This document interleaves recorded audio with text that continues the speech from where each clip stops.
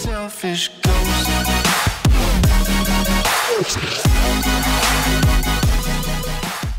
Welcome everyone to the new series of Silver Wind Sail on Tactics and Strategy. I'm Albert.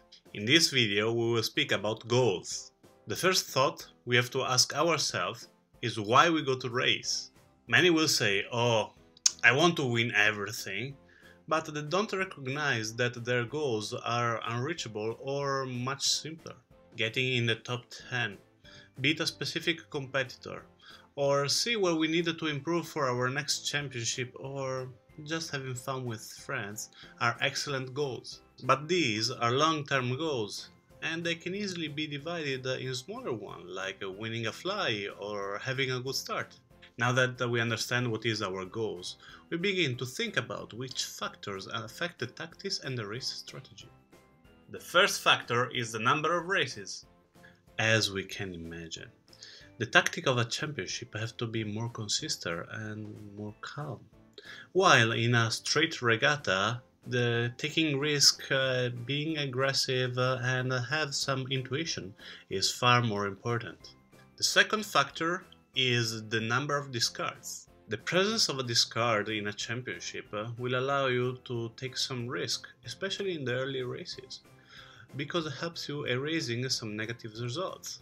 While the absence forces you to be really cautious, because even a negative fly could jeopardize the championship.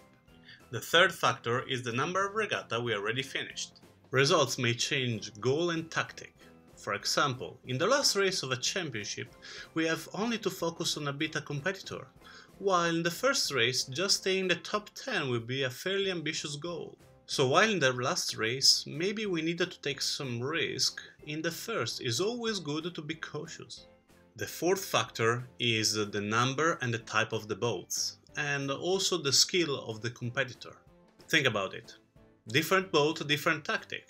For example, in IRC or ORC regattas, fastest boat go forward really quickly, while the slowest one need to sail in dirty air. While in one design class, this kind of thing doesn't happen because all the boats have similar performances.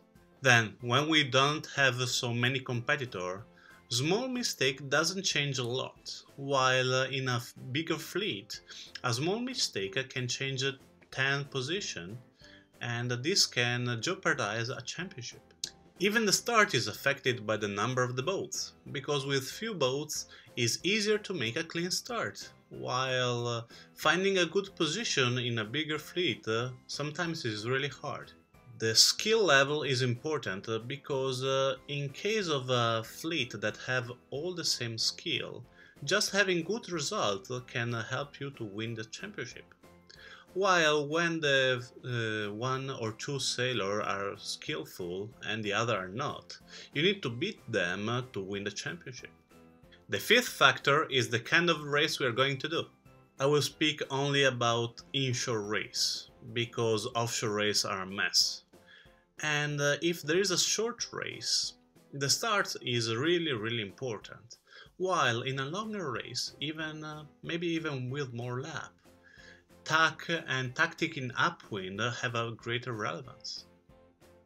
Last things we consider about this fifth factor will be starting with a black flag, because we can decide two mainly different things.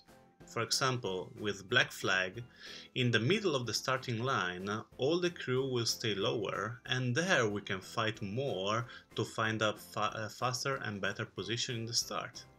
While also there is a few boats in the race committee.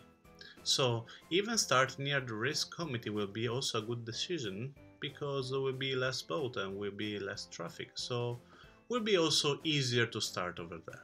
The sixth and the last factor is how you want to sail. There are two kinds of ways to sail. One is a little bit more risky and one is more prudent. So while the first one take a lot of risk, maybe win some races, but when he take a bad result, the result is really bad. The second ones tend to take a better result in the average way. Remember, neither is correct if you want to win, but a mixture about both of them is really important. For example, in the early stages of a race, being more calm and more prudent and having an average better result is far more important than try to take a risk and jeopardize all the championship. While in the last races, when you have to fight for the first position, taking more risk is far more important to having just a good result and settling for the second position. So this is the conclusion of my first video about tactic and strategy. If you like it, a thumbs up. If you don't like it, a thumbs down. And any question, any comment, put it down here.